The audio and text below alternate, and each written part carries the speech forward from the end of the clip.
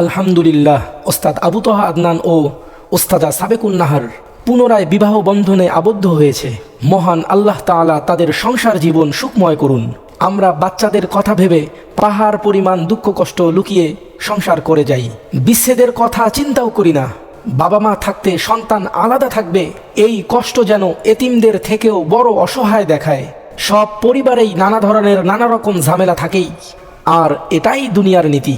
তবে দুঃখজনক ব্যাপার হচ্ছে, আমরা যারা বিপদগামী মানুষকে আল্লাহর বাণী শুনিয়ে আল্লাহর পথে ফিরিয়ে আনার জন্য কাজ করি, আমাদের সাংসারিক জীবনের লীলা খেলা এই ধরনের কোনো কিছু সাধারণ মানুষ ভাবতেই পারে না। এগুলো অন্তত আমাদের মতো লোকদের থেকে কখনোই কাম্য নয়। এই ধরনের ঘটনায় নিজের মান সম্মান নষ্ট হয়ে মাটির সাথে মিশে যায়। পূর্বের যে সম্মান তা আর কখনোই ফিরে পাওয়া যায় না। এজন্যই কথায় আছে, ভাবিয়া করিও কাজ, করিয়া ভাবিও না।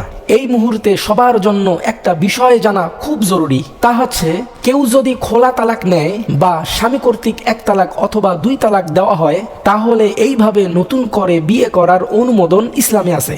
যদি খোলা তালাক না হতো এবং স্বামী কর্তৃক 3 তালাক দেওয়া হতো, তাহলে এই বিয়ে বৈধ হতো না। ওস্তাদ আবু তহা আদনান ও ওস্তাদা সাবেকুন নাহার আপুর খোলা তালাকের মাধ্যমে বিবাহ বিচ্ছেদ হয়েছিল, যার কারণে তারা নতুনভাবে বিয়ে করতে পেরেছে। তাই তাদের সমালোচনা করে কেউ নিজের গুনাহের ভার বাড়ায়েন না।